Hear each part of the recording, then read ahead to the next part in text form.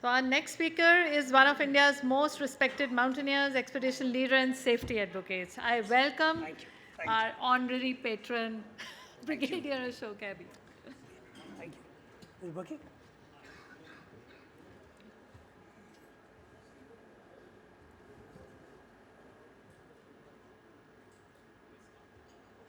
It's the operating card.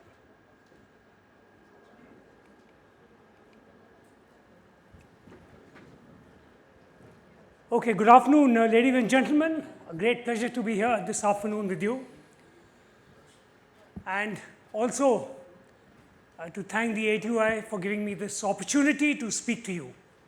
I am Brigadier Ashok Abbey. I am a veteran and I am the honorary patron of the ATOAI, an association which I cherish from my heart. Okay, so today we are going to talk about something very important. I will quickly run down the gospel, or should I say the Bible, of the adventure safety framework. You heard this, that higher the risk, greater the reward. But sadly, every time there is an incident, the feathers are ruffled. Every time there is an accident, there is a furor. And the word safety comes about every time. Now, please remember that safety is a word which is, as I've been hearing since morning, is being used in isolation, excepting a few speakers who touched on the word, or I would say the adage, the Adventure Tourism Safety Management System. So the safety management system is a complete system by itself where safety is not seen in isolation. So therefore, it is very important as tour operators, because this is something which concerns you. This is a systemic approach into coming into the safety aspects of the world of adventure tourism. Okay, very quickly I will be going about the presentation like this. Adventure tourism activity, just to refresh your mind, is a little different from what we just saw, what the Joint Secretary just said. It says it's a complete, instruction, leadership, and element of risk. A deliberate, accepted element of risk is what really constitutes an adventure activity. This is as per the ISO 21101. Okay. Now, the eternal challenge, as you're all aware, for any activity to be conducted is that it should be successful, it should be aspirational for the person who's undertaking that activity, and most importantly, it should be safe. Now, the purpose of this safety management systems approach, or as I would call as ATSMS, is in front of you. I will just highlight this point that the whole purpose is to deliver a safe activity.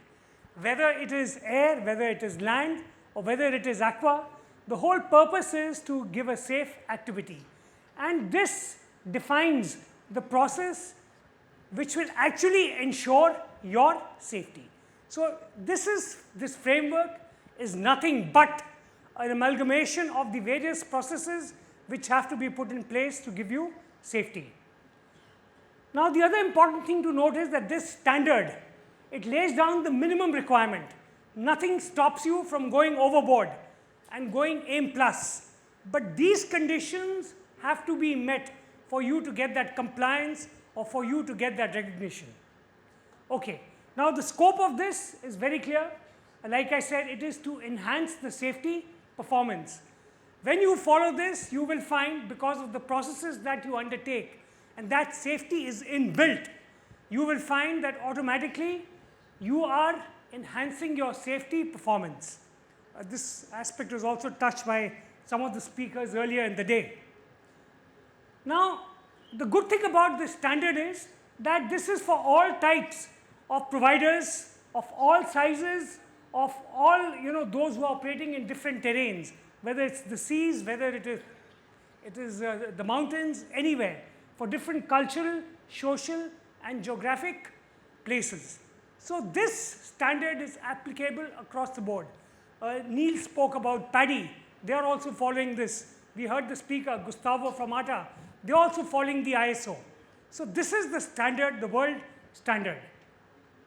Okay, let me just touch on some salient points about this standard, and let's have a good look. Now this is just to explain to you. Now in this standard, every organization is supposed to be having a ATSMS system, a system of your own, and this is the by the ISO, the International Organization of Standardization. And this particular organization has three corners: the top management, the staff, and the participants. Participants most important, staff most important, which includes your guides. And of course, the top management, which gives the strategic direction to the organization. And it is based on this strategic direction and the leadership of the top management that a safety policy, the adventure tourism safety policy, is made. This safety policy also has certain adventure tourism safety objectives which have to be met. And then this is fed into the ATSMS. Even the risk management process that you follow is actually a part of this ATSMS. So this is really the mother framework as to how the system really works. Now the ATSMS is actually integrated into the processes of the organization, and that is how, when all those ingredients are put in, the processes automatically take you to that safety level. Okay, quickly let me come on to risk management. You've had enough of this, but just to tell you, now the risky conditions are always there in the mountains, in the effect of high winds, in the effect of poor visibility conditions. And the adventure tourism risk management process, like any other processes, this is one of the major processes of this standard. And every organization will implement an SRMP, which is a systematic risk management process. And this is fundamental to the ATSMS. Now, this is a fundamental part, and it will actually it will address the risks, it will assess the risks, it will establish the context of the activities, the nature of the activities. And most importantly, this will be documented. Okay. Now, you are all aware about the various stages of the risk management, but let me just tell you that imagine a state wherein in the risk identification you have gone wrong in your assessment. You haven't done your hazard mapping. As a result, your team, which is looking after this, or which is actually looking at the risks and identifying them, could actually go terribly wrong. And this could have disastrous, consequences for the activity. So hazard mapping is very important. It is actually a prelude to risk identification. Okay. Coming on to the operation of the ATSMS, let me just say the organization, which is the head and which is headed by a management and which gives direction to the organization, will plan, control, and implement the process both internally and externally. With whom, when, and how. Okay. The applicants, again, the participants who are undergoing this, and this is very important, must have a minimum understanding of the activity that they are going in for.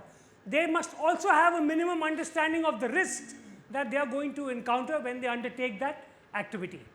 Also, the goods, safety, and equipment, which was being touched upon, falls within the purview of the operations. It is directly related to the operations. So equipment management is very important. Vintage, certification, and usage by qualified people, the kind of equipment you buy, and its certification. And of course, the processes and procedures to ensure that the serviceability of equipment, its carriage, and its further use is of the highest quality. Okay. The other important aspect it touches is the emergency response. Again, it's a very, very important aspect, because you're aware, in an emergency, if the response is not quick, it is not proper, it could lead to an accident which could actually lead to loss of lives. So you have to identify the emergency situations. You have to have the appropriate services, competent persons. In other words, your human resource, the people who actually get this activity conducted based on the leadership given by the top management, must have people who can actually implement this on ground. And therefore, the competent persons to implement emergency response plans and procedures are equally important. Now imagine you have a situation like this. So you have to have people on ground who can actually act. And that will only happen if your processes, which includes the selection, training, education, certification, is all there in place. Another mountain rescue emergency situation where you have to get people out. Again, this is another form of an emergency evacuation which could take place. You have to have the resources which are inbuilt. Okay, coming on to communication. The standard very clearly lays down that there will be internal and external communication with the participants and the staff. Within the staff, between the staff and the participants, between the top management and the staff. So this communication is most important. Even when you are in a tricky situation, the communication has to be very effective by the people who are getting that activity conducted on ground. Okay, now performance evaluation, internal audit and management review. Again, this aspect has been touched. It has been touched by some of the speakers earlier. So the internal audit is very important. And the purpose of this internal audit is to ensure that the strategic directions given by the top management are actually being adhered to on ground. It shouldn't happen that the management is saying, is passing certain directions which actually are not being taken cognizance of or are being implemented in a weak manner. Okay, non-conformity and continual improvement, very important. There will always be certain requirements which are not met, which is a non-conformity. As per the standard, this has to be addressed and removed at the earliest. So therefore, it's very important that the non-conformity is addressed. Again, this aspect has to be documented. And most importantly, there is to be a constant endeavor to improve that the effectiveness of the ATSMS is an ongoing process. It is an ongoing process which has to be reviewed, which has to be corrected, which has to be augmented where required. So therefore, this continual improvement is something which is inbuilt in the ATSMS. Let me come on to another very important aspect, and this is the documentation. Actually, this is the documentation which is to be held. Now, in this standard, there is a lot of importance given to documentation. Whether it is a review, a timely review of the safety processes which are being followed, whether it is a direction which is being given to undertake, say, an audit of your equipment, every aspect of this, of part of your operations or part of your processes will be recorded.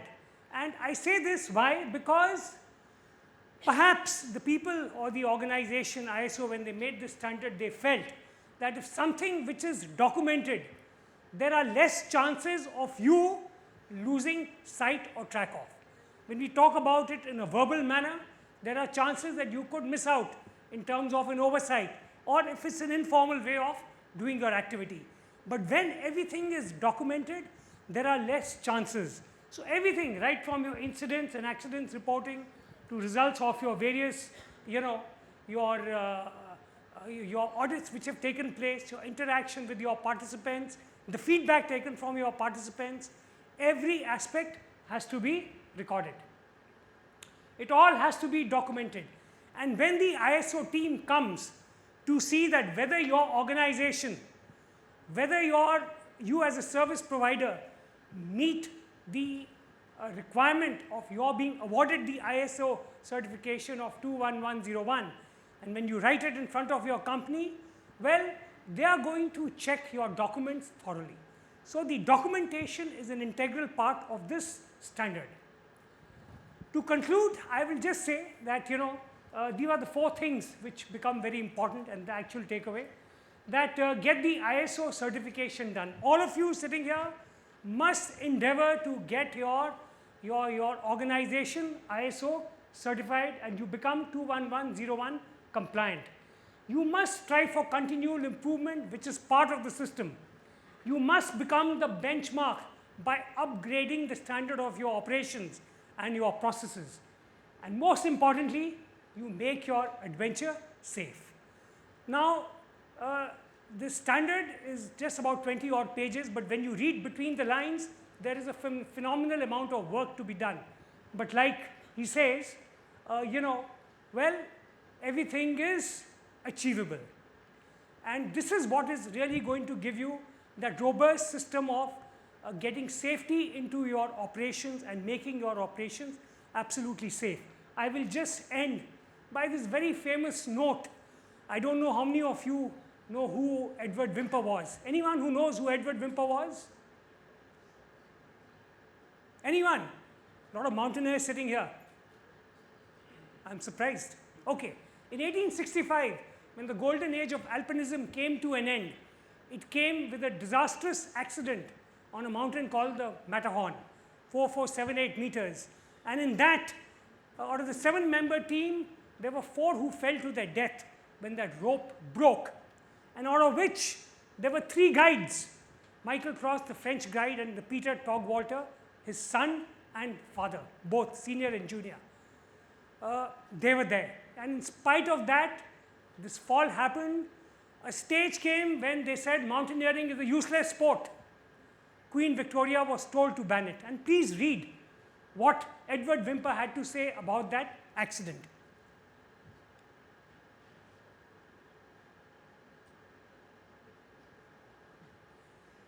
And his words, which he said on the 14th of July, 1865, are so true even today. And this is true not only for mountaineering, for trekking, but for every activity which is within the ambit of adventure tourism. Thank you.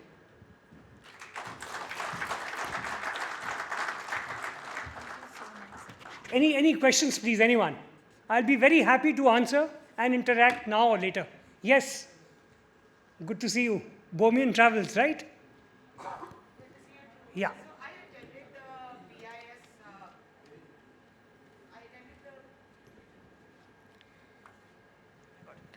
I attended the BIS standards according to this, the 2-day seminar that they held in Delhi.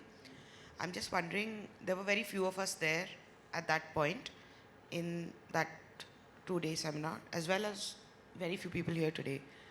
Are we going to do something as an organization to, as the association to, I think the question might be more for Ajit, to disseminate this information widely in the larger community and to have smaller, let's say, workshops to make sure that people understand how to become compliant. Okay. So let me just share this for the information of everyone, that this standard has been adopted by the BIS. Okay? It has been adopted with the same name. This is ISO 21101, but it is also IS, Indian Standard 21101. It has the same number. Okay? It has the same number on which this has been adopted already by the BIS. So this, in effect, is actually an Indian standard now. So it's a very good idea, and I'm sure I will give this point to the BIS, and the ATOI is probably the right body to take this standard, break it up into segments, and then discuss. Like I said, there is a lot to understand, there's a lot to read, but also to read in between the lines. So thank you for that, and I'm sure in due course this will be taken care of. Any question, please, anyone? Okay, so I'm available here now or even later. Anytime it would be a pleasure to answer. Thank you.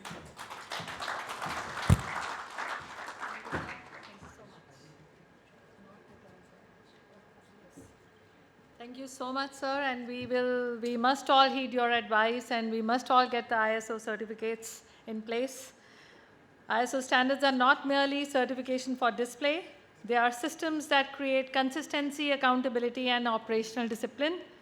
So we shall all do the needful.